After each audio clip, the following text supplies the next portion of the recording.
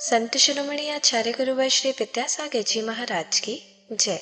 और हम युग प्रणेता पूज्य गुरुवर श्री प्रणम्य सागर जी महाराज की जय। ओम अरहम नमः। स्वाध्याय प्रेमी बंधुओं, आप सभी का आचार्य उमा स्वामी द्वारा विरचित गागर में सागर भरने वाले अनोखे ग्रंथ श्री तत्वार्थ सूत्र ग्रंथराज जी के स्वाध्याय में स्वागत है। इंतजार की घड़ियां समाप्त हुई। अध्याय 7 की मौखिक सूत्र पाठ परीक्षा का परिणाम घोषित किया जा रहा है।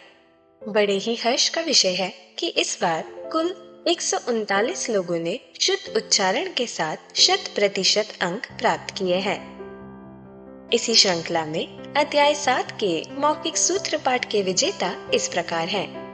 व्याना जैन 7 वर्ष राजस्थान, आरोही जैन 8 वर्ष मध्य प्रदेश, केओंग जैन 9 वर्ष राजस्थान, अद्विका जैन 9 वर्ष दिल्ली, नैवेद्या जैन 10 वर्ष राजस्थान, विवान जैन 10 वर्ष राजस्थान, चांदनी जैन 10 वर्ष राजस्थान, संभवी जैन 10 वर्ष मध्य प्रदेश, आरोही मोदी 10 वर्ष भोपाल, हर्षिता पांड्या 12 वर्ष राजस्थान, मौली जैन 12 वर्ष राजस्थान, धैर्य गंगवाल 13 वर्ष राजस्थान, अर्नव जैन 13 वर्ष राजस्थान, नेहल दोषी 11 वर्ष मध्य प्रदेश, सौम्या जैन 11 वर्ष मध्य प्रदेश, दानव जिगेश श्रॉफ 12 वर्ष गुजरात, आर्जव जैन 13 वर्ष उत्तर प्रदेश, आराध्या जैन 10 वर्ष राजस्थान, बीनी जैन 11 वर्ष राजस्थान। बड़ों में अंजलि मुकेश चूड़ीवाल महाराष्ट्र, स्वाति रवि किरण जैन महाराष्ट्र, सरिता जैन मध्य प्रदेश, अनीता जैन वेस्ट बंगाल, अनीता जैन उत्तर प्रदेश, संगीता जैन असम, सीमा जैन मध्य प्रदेश, ऊर्जा जैन मध्य प्रदेश, व्रति सुधा जैन मध्य प्रदेश, प्रतिभा मेघन महाराष्ट्र, दीपक बोहरा राजस्थान। सभी विजेताओं को बहुत बहुत अनुमोदना। अरहम टीम आपके मंगल भविष्य की कामना करती है। विगत 2 वर्षों में हमने तत्व विज्ञान अध्याय 1 से लेकर व्रत विज्ञान अध्याय 7 तक का सफर तय किया है और अब हम अपने अतिशय पुण्य फल से कर्म बंध विज्ञान अध्याय 8 के स्वाध्याय में कर्म बंध के बारे में जान सकेंगे। जो नए स्वाध्याय प्रेमी अब हमारे साथ जुड़ रहे हैं, वह पुराने स्वाध्याय के छूटने का विकल्प न करें। निश्चिंत भाव से स्वाध्याय करें। मुनिश्री की सरस सरल वाणी में उन्हें यह जटिल विषय भी बड़ी आसानी से समझ आएगा। स्वाध्याय प्रारंभ करने से पहले हम अध्याय 8 का सूत्र पाठन कर लेते हैं ताकि हम इन्हें कंठस्थ कर सके। यदि आपने पिछले अध्यायों की मौखिक सूत्र पाठन परीक्षा नहीं दी है, तो भी आपको यह पाठ अवश्य करना चाहिए और इन्हें कंठस्थ करने का प्रयास भी करना चाहिए। मोक्ष मार्गस्य नेतारं भेत्तारं कर्म भूव्रतां ज्ञातारं विश्वतत्त्वानां वन्दे तद्गुणलब्धये। मिथ्या दर्शना विरति प्रमाद कषाय योगा बंध हेतवः सकषायत्वात् जीवः कर्मणो योग्यान् पुद्गला नादत्ते स बंधः प्रकृति स्थित्यनुभव प्रदेशास्तद विधेयः आद्यो ज्ञान दर्शनावरण वेदनीय मोहनीयायुर्नाम गोत्रांतरायाः पंचनवद्व्यष्टाविंशति चतुर्द्वि चत्वारिंशत् द्विपंच भेदा यथाक्रमम् मतिश्रुतावधि मनः पर्यय केवलानां चक्षुरचक्षुरवधि केवलानां निद्रा निद्रा निद्रा प्रचला प्रचला प्रचला स्त्यान ग्रद्धयश्च स दशत वेद्ये दर्शन चारित्र मोहनीया कषाय कषाय वेदनीयाख्या स्त्री द्वि नव षोडश भेदा सम्यक्तु मिथ्यात्तु तद्भयान्य कषाय कषायौ हास्य रत्यरति शोक भय जुगुप्सा स्त्री पुण्यपुंसक वेदा अनंतानुबंध्य प्रत्याख्यान प्रत्याख्यान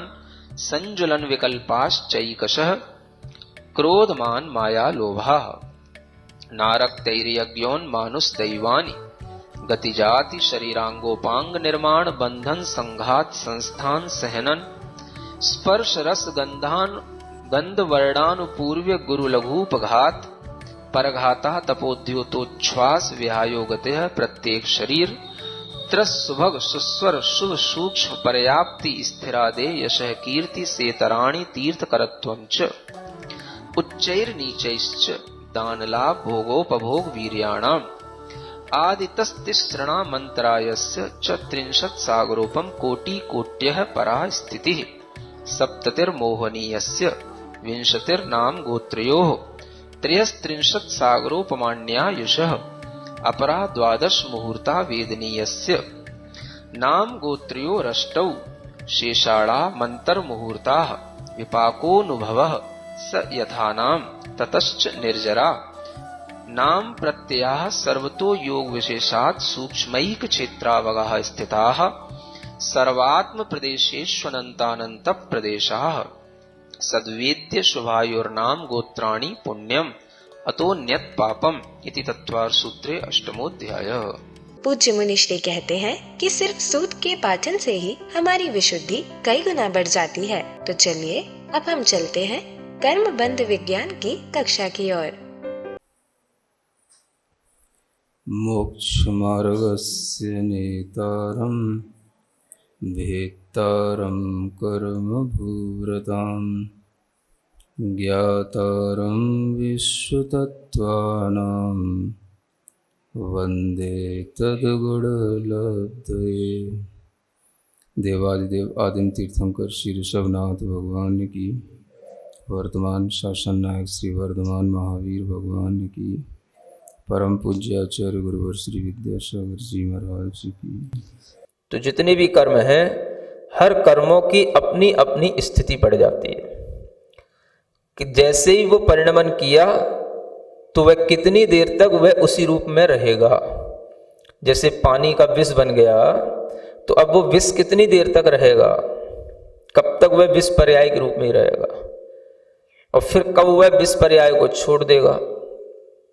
तो यह जो उस रूप परिणमन करने की शक्ति उसके अंदर आ गई, उसी का नाम है स्थिति बंध। यानी कर्म जो आत्मा में बंध गया वह तब तक आत्मा के अंदर रहता है जब तक कि उसका अभाव किसी कर्म के उदय के रूप में ना हो या उसकी निर्जरा ना हो।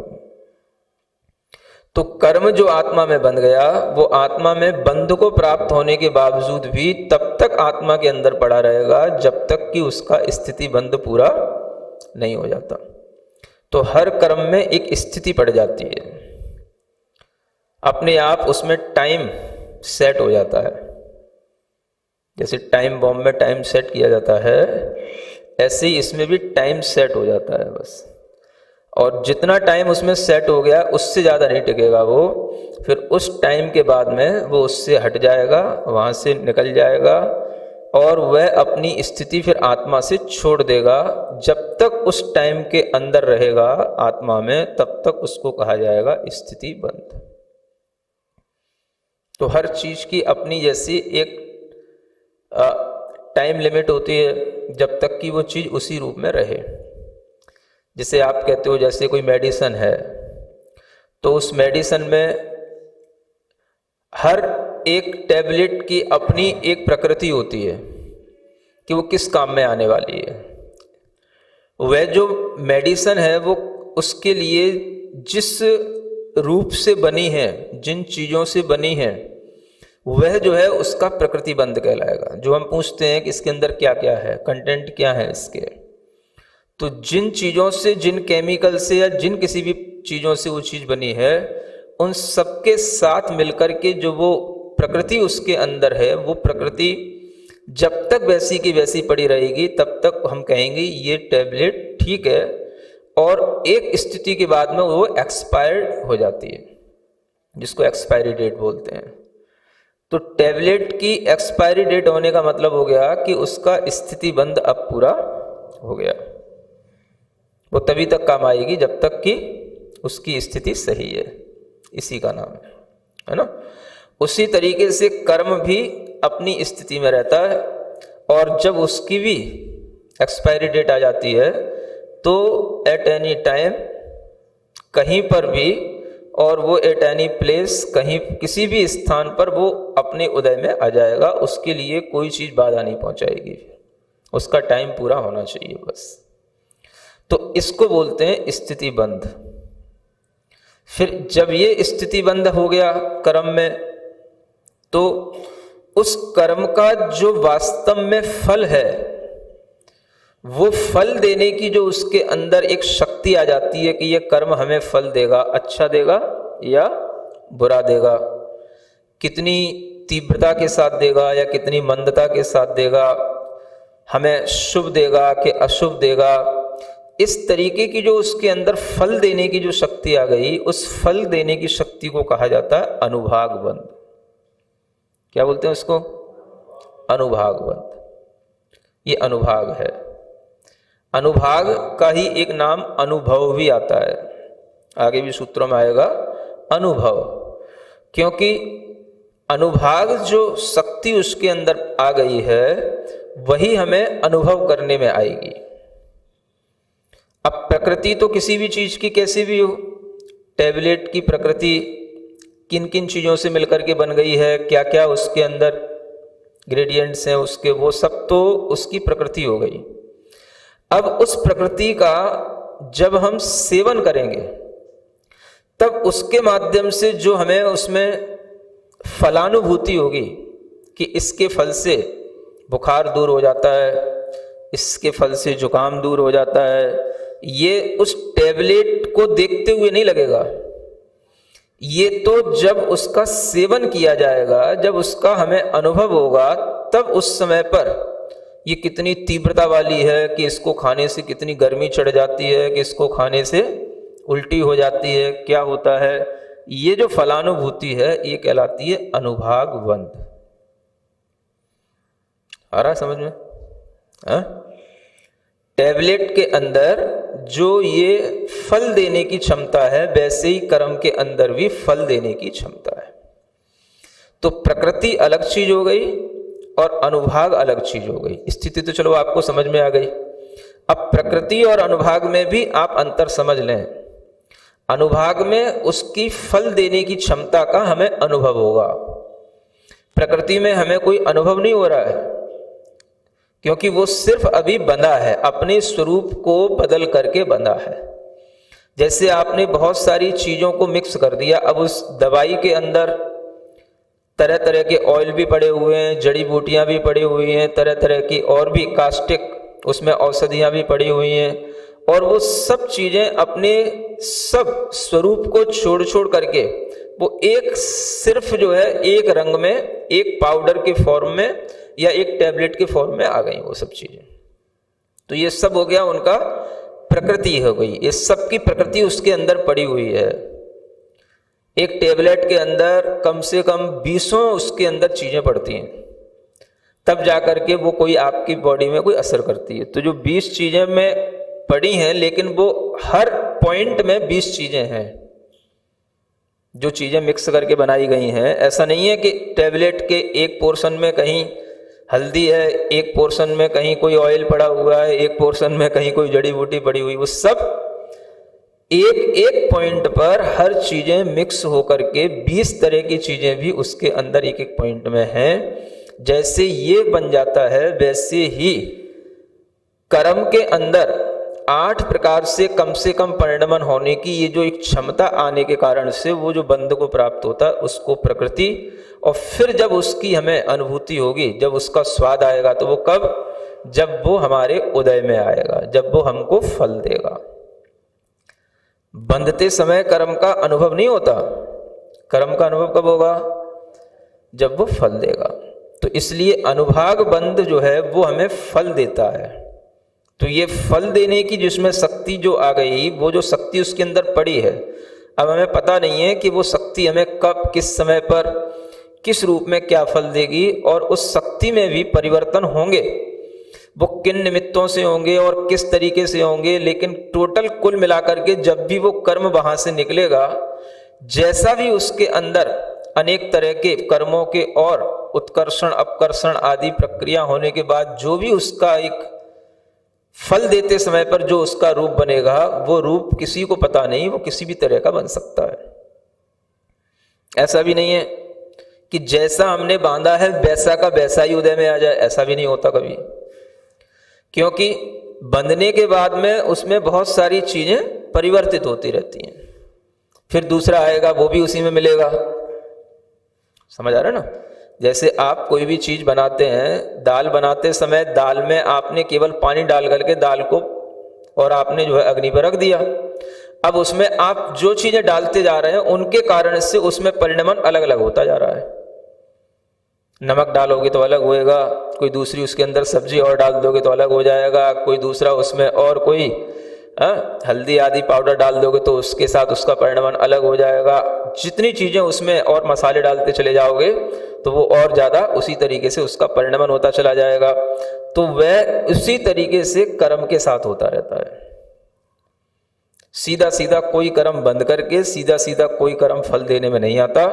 वह जब फल देने में आए उस समय तक जो उसके अंदर परिवर्तन हो चुका हो वह सब आपके लिए तब अनुभव में आएगा जब वो फल दे रहा होगा। तब तक के लिए किसी को कुछ पता नहीं है क्या है, क्या हो रहा है ये भी पता नहीं, क्या उसमें चल रहा है, क्या रंध रहा है वो भी पता नहीं। बस उसमें जो मिलता जा रहा है उसके अनुसार उसका परिणमन चलता चला जा रहा है। तो ये अनुभाग बंध कहलाता है, फल देने की शक्ति। ठीक है। और चौथा क्या है? प्रदेश बंध। प्रदेश का मतलब होता है कि जो हमने कर्म बांधे हैं उन कर्मों की जो परमाणुओं की जो संख्या है, कितने संख्या में वो कर्म परमाणु हमारी आत्मा में बंध गए, उनकी संख्या का नाम है प्रदेश बंध। जो टैबलेट है उस टैबलेट में कितना वजन है, उसमें कितना पाउडर मिलकर के वो टैबलेट बनी हुई है, उसकी जो क्वांटिटी है उसका नाम है प्रदेश बंध। आ गया समझ में? तो ये 4 प्रकार के बंध हैं। जो नेचर है उस टैबलेट का वो तो हो गया प्रकृति, जो उसका टाइम जब तक कि वो एक्सपायर ना हो वो हो गया स्थिति, और जो हमें फल दे उसकी वह क्वालिटी जिसके काम में आए वो हो गया अनुभाग, और जो उसमें द्रव्य मिला हुआ उसकी जो क्वांटिटी है उसका नाम है प्रदेश। एक टैबलेट बनाने के लिए आपको 4 चीजें चाहिए पड़ेंगी। ऐसे ही कर्म का बंध होने पर ये 4 चीजें उसके साथ जुड़ जाती हैं। इसलिए यहाँ पर कुछ भी ऐसा नहीं है जो कुछ ऐसा लग रहा हो कि ये सब कुछ अपने मन का है या बनावटी है। कभी भी कोई भी प्रक्रिया 2 द्रव्यों के बीच में घटित होगी तो उसमें चीजें हो ही जाएंगी। 4 चीजों के माध्यम से ही उसके 4 प्रकार बन जाते हैं। इसलिए यहाँ पर बंध के 4 प्रकार बताए जा रहे हैं। ठीक है। अब हम बंध के प्रकारों को भी समझ सकते हैं अलग अलग तरीके से। अगर हम दूसरे सूत्र को ध्यान में दें तो बंध माने सबंध, बंध सिर्फ एक प्रकार का है। दूसरे सूत्र में क्या बताया था? वह बंध है जो हो गया, उसका नाम क्या है? बंध। एक प्रकार का यह बंध हो गया। जब हम 2 प्रकार का बंध देखें तो कसाय से और योग से जो होगा वो 2 प्रकार का बंध हो जाएगा, क्योंकि इन्हीं 4 प्रकार के बंधों में कसाय से तो स्थिति अनुभाग बंध होता है और योग से प्रकृति प्रदेश बंध होता है। तो बंध 2 प्रकार का भी है, कसाय के कारण से और योग के कारण से 2 प्रकार, अथवा द्रव्य बंध भाव बंध के भेद से भी बंध 2 प्रकार का हो जाता है।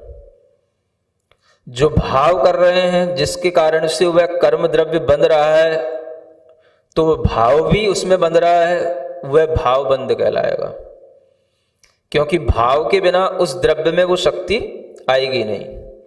और जो द्रव्य बंध रहा है, जितना कर्म परमाणु आत्मा में बंध को प्राप्त हो रहा है वो कहलाएगा द्रव्य बंध। और उस द्रव्य के अंदर जो ये शक्ति आई अनुभाग बंध आदि की, ये कहलाया उसका भाव बंध। अगर हम इसी में देखें तो प्रदेश बंध को तो हम कहेंगे द्रव्य बंध, और प्रकृति है, स्थिति है, अनुभाग है, ये सब उसके अंदर भाव बंध के रूप में आ गए। ये सब क्या है? क्योंकि इनका भाव उसके अंदर पड़ गया। जितनी कषाय थी, जिस तरीके का योग था, उसके अनुसार उसमें वह प्रकृति पड़ गई, उतना उसमें स्थिति पड़ गई, उतना उसके अंदर अनुभाग आ गया, फल देने की शक्ति आ गई। तो ये भाव बंध भी इसी में आ जाता है। तो बंध 2 प्रकार से भी यूं घटित हो जाता है, एक द्रव्य बंध और एक भाव बंध। कषाय से होने वाला प्रकृति स्थिति अनुभाग बंध, है ना, ये भावबंध के रूप में है। और कसाय से जो हो रहा है वो केवल स्थिति और अनुवाक का बंध है। लेकिन जो भावबंध हो रहा है वो भाव तो प्रकृति के रूप में भी पड़ा है, स्थिति के रूप में भी पड़ा है और अनुवाक के रूप में भी पड़ा है। और द्रव्य माने उसकी जो संख्या है वो अप्रदेश बंध में हो गई। तो ये दो प्रकार का बंध हो गया। सामान्य से हम कहें तो दो प्रकार के बंध के कारण होते हैं, राग अथवा द्वेष। तो उनसे भी जो बंध होगा वह दो प्रकार का बंध कहलाएगा। अगर हम बंध को और देखें तो बंध तीन प्रकार का भी हो जाता है। कैसे होगा? रागो दोषो मोहो ये या आसवा, ये तीन ही आश्रव हैं। और जहां ये तीन आश्रव है वहीं तीन प्रकार का बंध भी है। समय सार के गाथा के अनुसार तीन ही प्रकार का आश्रव होता है, राग रूप, द्वेष रूप या मोह रूप। तो तीन प्रकार का आश्रव होने से बंध तीन प्रकार का भी हो जाता है। अगर हम बंध को अनेक जीवों की अपेक्षा से देखें तो उस बंध में भी तीन भेद घटित होते हैं। एक तो बंध वह है जो अनादि से चला आ रहा है, अनंत काल तक चलेगा। कैसा? जैसे जिन जीवों के लिए कभी भी ज्ञानावरण आदि कर्मों का अभाव नहीं होगा, मोहनी कर्मों का अभाव नहीं होगा, तो उनके लिए वह संतति के रूप में अनादि काल से कर्म बंध चला आ रहा है और वो अनंत काल तक चलेगा। अभव्य जीव हैं, कुछ अभव्य के समान भी भव्य जीव हैं, उनमें भी यह कर्म बंध अनादि अनंत चलता है। कोई भी कर्म का अभाव कभी संभव नहीं है। ज्ञानावरण, दर्शनावरण, मोहनी सभी कर्म भले ही नए नए बंध रहे हैं, लेकिन उनकी संतति की अपेक्षा से वह कर्म उसके अंदर अनादि अनंत रूप में है। तो जो अनादि से बंध रहा है, अनंत काल तक बंधे, एक तो ये कर्म हो गया अनादि अनंत रूप। ठीक है। दूसरा, अनादि से बंध रहा था लेकिन उसका अंत हो गया, शांत हो गया, तो ये कहलाएगा अनादि शांत। ये कर्म बंध का दूसरा तरीका होता है। मोहनी कर्म या मिथ्यात्व कर्म अनादि काल से आ रहा था, एक बार जीव ने जब सम्यक दर्शन प्राप्त कर लिया तो उस मिथ्यात्व का अंत हो गया, तो अनादि शांत हो गया। उस कर्म का बंध जब रुक जाएगा तो वह अनादि शांत कहलाएगा। तो दूसरे प्रकार से कर्म का बंध ये हो गया अनादि शांत। जो भी कर्म है, अन्य भी जो ज्ञानावरण, दर्शनावरण आदि कर्म है, इनका भी बंध जब तक होगा तब तक, जब तक होगा, होता रहेगा, तब तक वो अनादि शांत कहलाएगा। और जहां पर रुक गया वहां से वो हट गया। तो इन कर्मों का बंध भी अनादि शांत हो जाता है। जब कोई जीव छपक श्रेणी पर चढ़ता है तो ये सब भी अनादि शांत हो जाते हैं, क्योंकि जब शांत नहीं होंगे तब तक इन कर्मों का अंत नहीं होगा। तो जब ये अंत को प्राप्त हो जाएं तो इनको कहा जाएगा अनादि शांत। तो ये दूसरे प्रकार का कर्म क्या कहलाया? अनादि शांत। ये घटित होगा तो नियम से भव्य जीवों में ही होगा, अभव्य में तो कोई अनादि शांत कुछ होगा नहीं। सब कर्म अनादि अनंत हैं।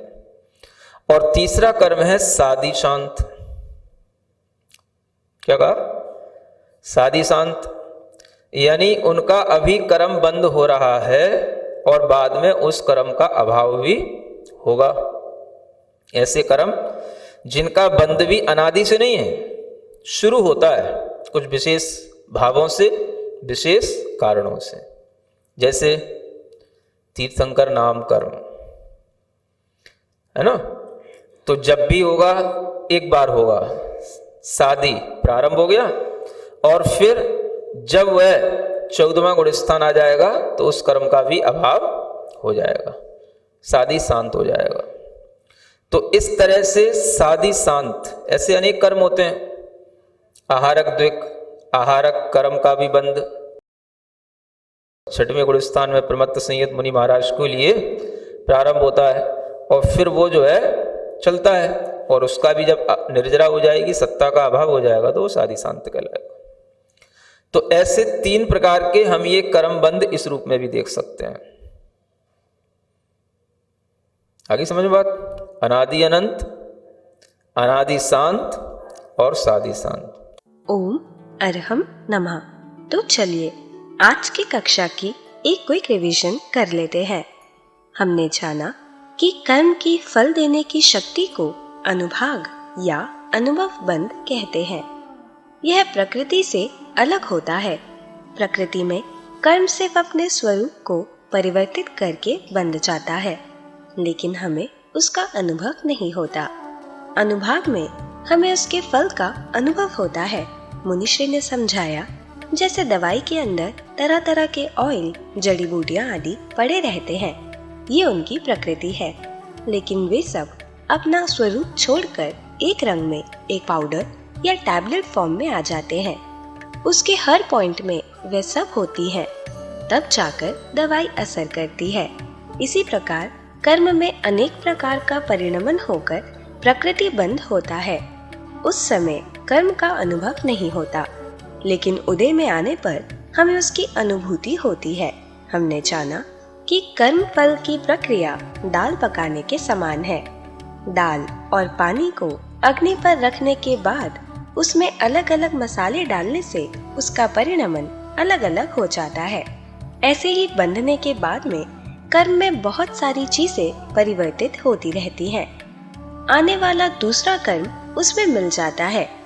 उत्कर्षण, अपकर्षण आदि अनेक प्रक्रियाओं से निकलकर वह कर्म फल देने के समय किसी भी तरह का बन सकता है। ऐसा नहीं कि कर्म बंद कर सीधा सीधा फल देता है। हमें ये पता ही नहीं होता कि इनकी फल देने की शक्ति कब, कहाँ, कैसे, क्या फल देगी। फल देते समय उसमें हुए सभी परिवर्तन अनुभव में आते हैं। उससे पहले कुछ पता नहीं चलता। बंध का चौथा प्रकार है प्रदेश बंध, यानी उन कर्मों के परमाणुओं की कितनी संख्या आत्मा में बंध गई। इसे हम टैबलेट का वजन या क्वांटिटी मान सकते हैं। टैबलेट का नेचर उसकी प्रकृति, उसका एक्सपायरी टाइम स्थिति और उसका फल क्वालिटी अनुभाग होता है। दो द्रव्यों के बीच घटित प्रक्रिया में ये चार चीजें होती ही हैं। मुनिश्री ने हमें अलग अलग तरीके से बंध के प्रकार समझाए। सूत्र 2 सबंध में वह एक ही प्रकार का बंध है। दो प्रकार का बंध कषाय और योग, द्रव्य और भाव, राग और द्वेष के रूप में होता है। कषाय से स्थिति और अनुभाग और योग से प्रकृति प्रदेश बंध होता है। भाव के बिना द्रव्य में शक्ति नहीं आती। जितना कर्म परमाणु आत्मा में बंध को प्राप्त होता है वह द्रव्य बंध है, और जो भाव करते हैं वह भाव बंध है। प्रदेश बंध द्रव्य बंध है और प्रकृति, स्थिति और अनुभाग भाव बंध है। समय सारजी के अनुसार रागो दोषो मोहो यह आसवः, राग, द्वेष और मोह ये 3 प्रकार का आश्रव है, और जहाँ ये है वही इतने ही प्रकार के बंध भी हैं। अनेक जीवों की अपेक्षा से भी 3 प्रकार का बंध घटित होता है। अनादि से अनंत काल तक चलने वाला अनादि अनंत रूप बंध होता है। अभव्य या अभव्य के समान जीवों में ज्ञानावरण आदि कर्मों की संतति अनादि काल से है और अनंत काल तक रहेगी। कभी भी इनका अभाव संभव नहीं। दूसरे अनादि शांत बंध में कर्म अनादि से तो बंध रहा था, लेकिन उसका अंत हो जाता है, शांत हो जाता है। यह नियम से भव्य जीवों में होता है। जैसे सम्यक दर्शन प्राप्त करने पर अनादि से बंधे मिथ्यात्व का शांत होना। शांत हुए बिना कर्मों का अंत नहीं होगा।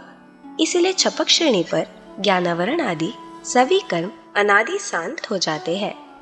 तीसरा सादि शांत कर्म का बंध अनादि से नहीं होता, कुछ विशेष भावों से, कारणों से होता है और उनका अंत भी होता है। तो चलिए अब हम सभी जुड़वाणी स्तुति करेंगे और तत्पश्चात समय होगा आज के सवाल का।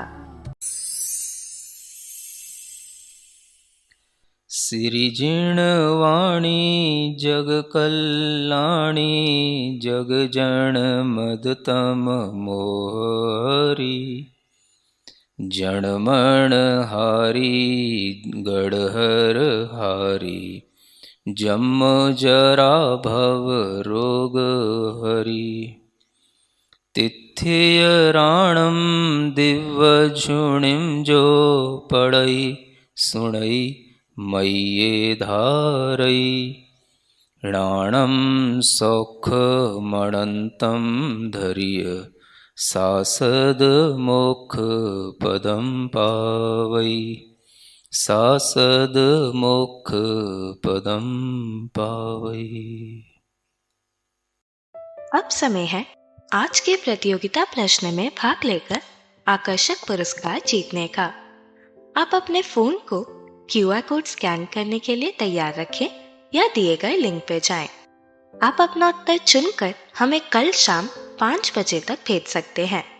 3 भाग्यशाली विजेताओं को मिलेंगे आकर्षक पुरस्कार। विजेताओं का नाम इसी कार्यक्रम में हर रविवार को घोषित किया जाएगा। साथ ही सभी प्रश्नों के सही उत्तर भी बताए जाएंगे। आज का सवाल है, आत्मा में बंधे कर्म के परमाणुओं की संख्या को क्या कहेंगे? प्रकृति बंध, स्थिति बंध, अनुभाग बंध, प्रदेश बंध।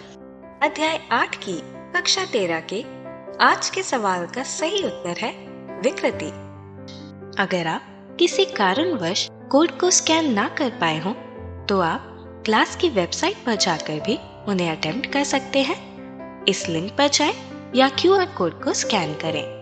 धन्य है हमारा पुण्य जो मुनिश्री हमें कर्म बंध जैसे कठिन विषय को इतनी सरलता के साथ समझा रहे हैं ताकि हम डेली लाइफ में कर्म बंध के कारणों को जानकर उनसे बच सके। और यह ज्ञान आप अपने मित्र, परिवार, समाज के लोगों को इस स्वाध्याय से जोड़कर उन तक पहुंचा सकते हैं। आप सिर्फ उन्हें हमारी वेबसाइट etv.arham.yoga शेयर करें और उन्हें इन सभी क्लासेस के साथ साथ मिलेगा अभ्यास प्रश्न करके अपने ज्ञान को प्रगाढ़ बनाने का मौका और आज के सवाल में पुरस्कार जीतने का। तो आज ही अपने बच्चों को, मित्रगणों को और परिवारजनों को इस अनूठे स्वाध्याय से जोड़ अपना और उनका पुण्य बढ़ाए। ओम अरहम नमः।